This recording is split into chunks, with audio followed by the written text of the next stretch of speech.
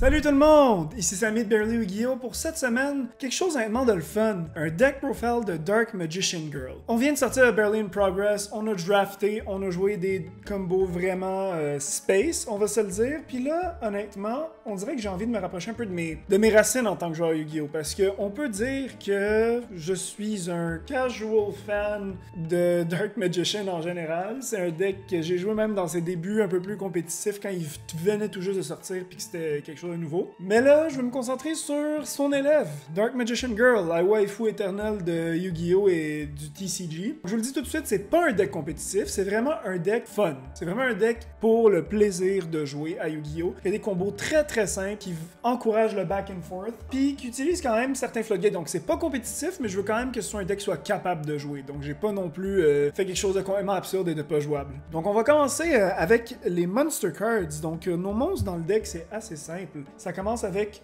2 copies de Dark Magician Girl. 2 copies seulement parce qu'on veut pas brick non plus sur Dark Magician Girl, donc j'ai pris mes 2 plus beaux printings, 2 tins différentes en fait, carrément, et 2 limited edition qui sont super belles. Donc 2 copies de Dark Magician Girl, c'est la vedette de notre deck, c'est le main monster, puis elle fait partie d'un engine, c'est sûr qu'il va interagir avec Dark Magician parce que les deux ont du support croisé. Évidemment là, 3 copies de Magician Soul. C'est pas le deck le plus budget, dans le sens que, veut pas, même les cartes budget, je veux dire, il y a plusieurs cartes qui coûtent 20$ et moins, mais ça fait quand même, quand t'additionnes, ça finit par faire facilement un 200$, ou si on regarde, c'est des Français qui regardent aujourd'hui, en euros, là, ça va monter les 150€ vraiment facilement. Pas obligé d'être les copies ultra rares originales de Legendary Duelist, on va jouer les copies Secret, idéalement, de Brothers of Legend, donc le reprint, puis en plus, c'est une carte qui a été reprintée dans Legendary Duelist Season 3, donc ou Season 4, je suis plus sûr, mais ça a été reprinté, donc vous pouvez l'avoir pour beaucoup moins cher que ces cartes-là. Essentiellement, cette carte-là va nous remplir notre cimetière de Dark Magician et de Dark Magician Girl, et en plus de tout ça, va nous faire piger des cartes. Donc c'est vraiment un draw engine puissant, puis nous permet de stacker essentiellement les cartes qu'on veut sur le terrain, puis aller chercher les cartes qu'on veut. Honnêtement, probablement la meilleure Dark Magician Girl et ma Dark Magician Girl préférée, Chocolate Magician Girl. Chocolate Magician Girl nous permet de discarter n'importe quel magicien de notre main, Spellcaster, et d'aller piger une carte, tout simplement. Donc c'est vraiment un normal summon qui vaut la peine. Sinon, en termes de searcher, parce qu'on veut quand même searcher nos Dark Magician Girl ou nos Chocolate, Kiwi, etc. Magician Girl. Berry Magician Girl. C'est une searcher principale, puis en fait, c'est un peu comme un stall, c'est un peu comme un bazooka, pas on legs, mais qui sur son normal summon, parce que dès qu'elle se fait attaquer, elle peut special summon, puis en plus, elle peut aller searcher, comme je dis, elle peut searcher n'importe quelle Magician Girl. Généralement, Magician Girl qu'on veut searcher, c'est Kiwi Magician Girl. Kiwi Magician Girl, c'est essentiellement une hand trap qui protège tous nos spellcasters de se faire détruire ce tour-ci, mais aussi, ça permet de faire gagner de l'attaque à nos Dark Magician Girl quand elle est sur le terrain. Donc c'est vraiment une bonne carte à aller chercher avec Berry Magician Girl quand on n'a pas de Chocolate. Et ça finit en fait notre partie principale de Dark Magician Girl parce que honnêtement les autres Magician Girl, évidemment sur ce beau mat on a Apple ici et Lemon, sont pas vraiment utiles, sont pas vraiment particulièrement bonnes, donc je vous conseille pas de les jouer, mais si vous voulez faire un deck vraiment pure puis je jouer 3 copies de chaque, je vous encourage à le faire. Mais c'est un deck débutant friendly, beginner friendly, donc on va pas se casser la tête non plus, là on va quand même faire quelque chose d'efficace qui permet quand même d'apprendre et évoluer dans le jeu du Yu-Gi-Oh! Sinon évidemment on a la partie Dark Magician du deck, 2 copies de Dark Magician, seulement 2 encore une fois parce qu'on va pas break, mais aussi parce que là ça fait comme 4 cartes qu'il faut normal summon et qu'on va special summon avec plein d'effets, mais l'affaire c'est que Magician Soul est drop dans le graveyard, on peut les piger, puis en plus on a des spell cards qui supportent, qui vont tout le temps les special summon au fur et à mesure. Donc 2 copies de Dark Magician, notre best boy, 3 copies de Magician's Rod parce que toutes les spell cards Dark Magician ou support Dark Magician ou presque toutes supportent aussi Dark Magician Girl. Parlant de cartes qui search Dark Magician, Apprentice Illusion Magician, mettons la Dark Magician Girl Junior si on veut, elle permet de searcher Dark Magician, elle permet de ressusciter Dark Magician, puis elle se special summon aussi, c'est un free special summon essentiellement. Petit spicy tech, pour rester vraiment fidèle, vraiment un anime deck là, Palladium Oracle Mahad. Palladium Oracle Mahad, c'est très cool avec, c'est que dès qu'on le pige, on peut le special summon. Donc on va pas ouvrir avec cette carte-là, mais si on le pige, je veux dire, on a un draw engine assez puissant, on va juste pouvoir le special summon. La raison pourquoi on le joue, c'est que je vais parler un peu plus tard de Soul Servant, qui permet de piger des cartes. Donc avec Palladium Oracle Mahad dans le grave, ça nous permet tout simplement de piger jusqu'à 3 cartes par tour, ce qui est vraiment puissant.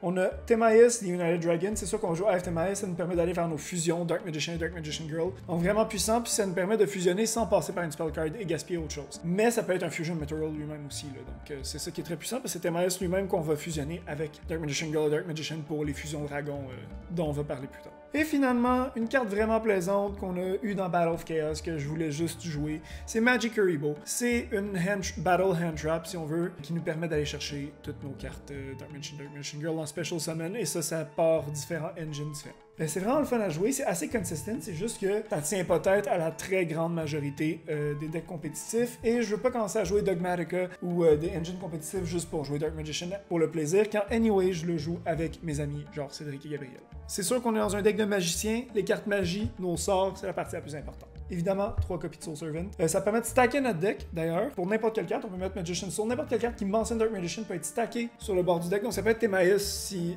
on veut vraiment dans une fusion ce tour-ci. Non seulement ça fait ça, mais en plus, dans le même tour, on peut la banish de notre cimetière pour piger selon le nombre qu'on a besoin. Donc piger selon le nombre de Dark Magician Girl et Palladium Oracle Mahad qu'on a sur le terrain, mais vraiment avec les noms différents. Il faut vraiment que ce soit ces noms-là. Donc si on a 2 Dark Magician Girls, on va pas piger 2 cartes. On va piger une carte parce qu'on a Dark Magician Girl en général. Donc avec Mahad qui se ramasse dans le cimetière ou sur le terrain, on peut piger jusqu'à 3 cartes. C'est pourquoi je le joue. C'est pourquoi je trouve ça quand même cool comme draw engine, parce qu'on va piger dans toutes ces cartes-là anyways. Dark Magical Circle. La raison pourquoi j'en joue juste 2, parce que dans un deck Dark Magician Girl, ça crée le problème où est-ce que Dark Magical Circle va juste, quand on regarde nos 3 cartes, permet juste de prendre des cartes qui mentionnent spécifiquement des spell cards de 1 qui mentionnent spécifiquement Dark Magician. Ce qui fait en sorte qu'on a beaucoup de spell cards qui vont pas mentionner Dark Magician Girl ou qui mentionnent Dark Magician Girl, mais pas, tu sais, qui rend cette situation-là bizarre où est-ce qu'on n'a pas assez de spell cards qui mentionnent juste Dark Magician pour justifier ça. On a beaucoup de monstres qui font l'engine, ce qui fait en sorte que je veux pas même starter avec cette carte-là peut être pas si intéressant que ça.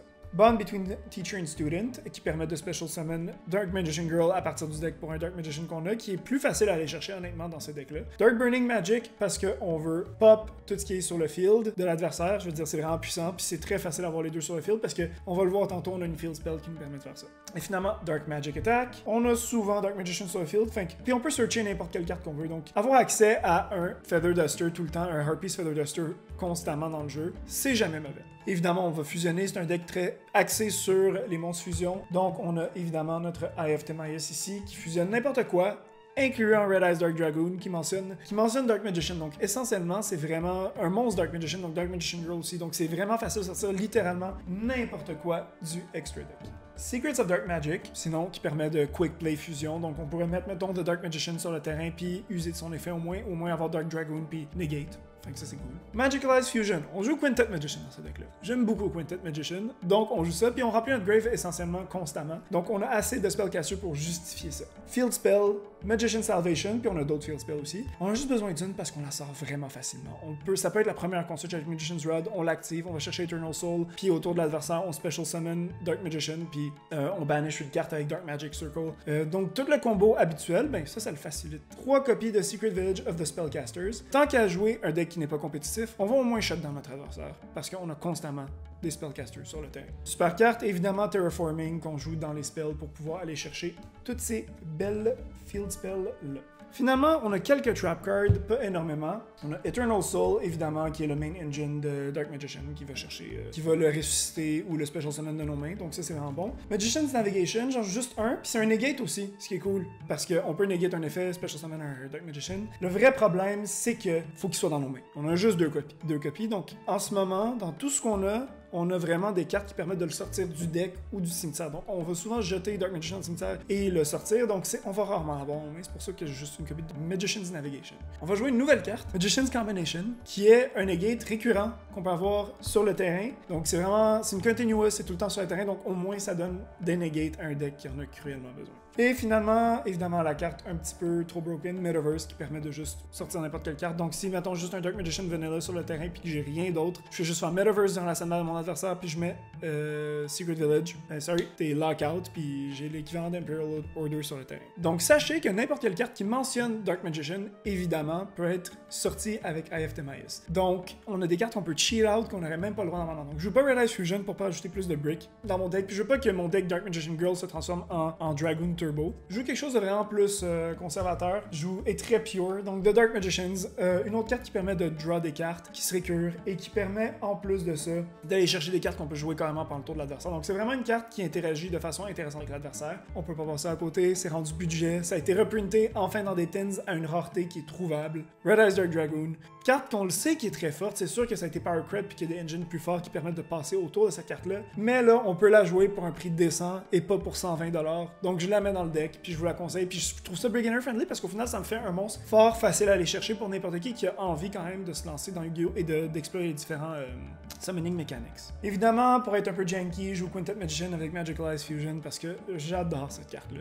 Je veux dire, c'est vraiment le fun comme carte, c'est vraiment le fun, puis je veux dire, c'est pas particulièrement puissant dans le sens que c'est quand même un monstre de 4500 d'attaque qui peut pas se faire détruire, mais il y a beaucoup de façons de sortir cette carte-là. C'est juste que quand on la sort, ça nous permet de justement board wipe l'adversaire puis juste go for game généralement. Ou, spoiler, je joue Dark Magician and the Dragon Knight. Ça protège nos back row parce que Eternal Soul, le problème, c'est que si on l'active, si elle se fait détruire, ben on détruit toutes nos cartes dans des zones, dans des monster zones. Donc ça nous permet d'éviter ça. Évidemment, on peut pas passer à côté. Dark Magician Girl de Dragon Knight, j'ai hésité entre utiliser son mat à elle que j'ai aussi ou le mat Dark Magician Girls. Dark Paladin, honnêtement, parce que j'ai beaucoup aimé le reprint dans Hidden Arsenal qu'ils ont fait récemment. C'est sûr qu'on vide souvent nos mains, mais en pigeant des cartes, ça permet de discarter pour negate des spell cards pas once per turn, donc c'est quand même cool. Sinon, on a quelques Xyz. On a Ebon Illusion Magician et Ebon High Magician. Ebon Illusion étant la meilleure carte, donc on peut pas passer à côté. On a souvent des niveaux 7 sur le terrain, donc on va pouvoir faire des rank 7 facilement. Parlant d'un rank 7 puissant, on va parler de Red Eyes Flare Metal Dragon. Honnêtement, vraiment méchante comme carte qui permet de burn l'adversaire, donc je voulais rester pure, mais en même temps, comme je dis, je veux pas juste me faire péter, donc j'ai pas mis Red Eyes dans le deck. Donc c'est sûr qu'avec Dragoon, il y a une petite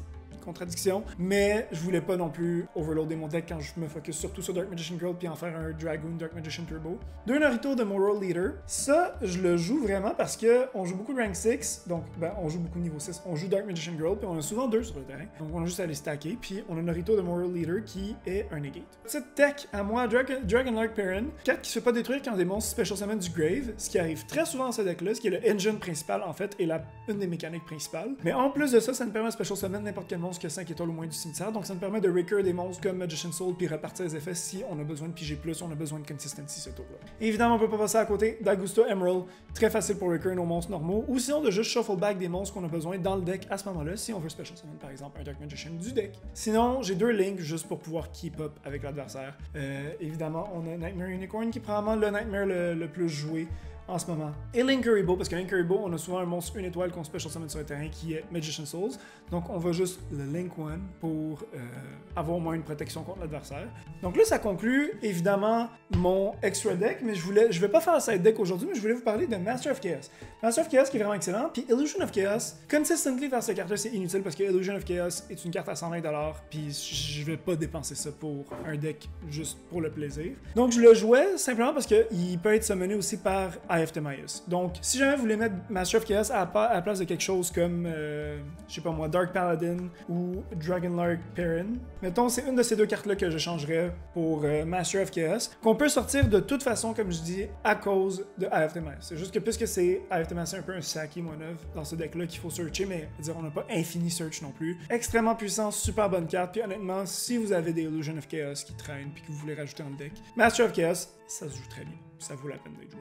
Donc, c'est ce qui conclut notre deck profile de Dark Magician Girl, spécifiquement, parce que je voulais la mettre en vedette dans un deck. C'est un deck que j'ai aimé, honnêtement, depuis le film Dark Side of Dimensions. C'est un film que j'ai beaucoup aimé, oui, mais c'est un deck que je trouvais intéressant, puis que j'aimais le gameplay, puis qui est joué par Jeune Yugi, tu sais, qui met en vedette une autre partie de ses stratégies, puis une autre façon de jouer, qui est très similaire à Dark Magician, et au final, enrichit le lore de Dark Magician, le maître lui-même, le maître l'unique Dark Magician. Donc, je voulais un deck qui allait me faire plaisir, qui allait être le fun à jouer, et honnêtement, qui est le fun à tester avec les autres gars du channel, comme Cédric peut en témoigner, et même Gabriel. C'est très le fun à jouer contre ce deck-là. Il y a beaucoup d'interactions, c'est juste que, tu sais, on se fait hash une fois puis c'est fini, très souvent. Je vous le conseille, c'est un deck très débutant-friendly, et c'est aussi un deck, honnêtement, pour n'importe quel fan de l'anime, ça vaut la peine de bâtir ce deck-là, juste pour ton propre plaisir. Au final, jouer à Yu-Gi-Oh! Puis le plaisir de jouer à Yu-Gi-Oh! Pas nécessairement de façon compétitive, et c'est ce qu'on va encourager sur ce channel-là aussi. On va encourager les gens à juste apprécier le jeu pour ce qu'il est. Donc si vous êtes des fans de l'anime, je vous invite à faire ça. Si vous êtes des débutants du Yu-Gi-Oh mais qui savent pas quoi jouer et qui veulent un deck accessible, et si honnêtement vous avez des gens dans votre entourage à qui que vous voulez introduire à Yu-Gi-Oh, ben c'est une bonne façon de le faire. Mais on se revoit la semaine prochaine parce que j'ai fait une recette, un deck profile compétitif cette fois-là et pas du tout budget, vraiment juste pour vous. Ça va être une de mes stratégies préférées, je pense. Mon deck préféré que j'ai jamais fait sur ce channel-là. Je vous préviens, ça va être très le fun. Donc, on se voit la semaine prochaine pour un nouveau deck profile. Et sur ce, c'était Samy. Et encore une fois, merci d'avoir été là. Si vous voulez nous suivre, s'il vous plaît, faire un petit follow. C'est quelque chose qui nous encourage. Chaque petit follow compte. Commentez, donnez vos idées. Donnez vos idées de vidéos ou qu'est-ce que vous voulez faire. Si ce deck-là, vous voulez le revoir d'une manière ou d'une autre, honnêtement, je veux l'utiliser dans une autre vidéo, assurément. Donc, Cédric et mon urban qui s'appelle Nephalite aussi. Donc, n'importe quand. Faut aller écouter, c'est de la bonne musique. Et sur ce, Samy de Yu-Gi-Oh! Signing out, à la semaine prochaine.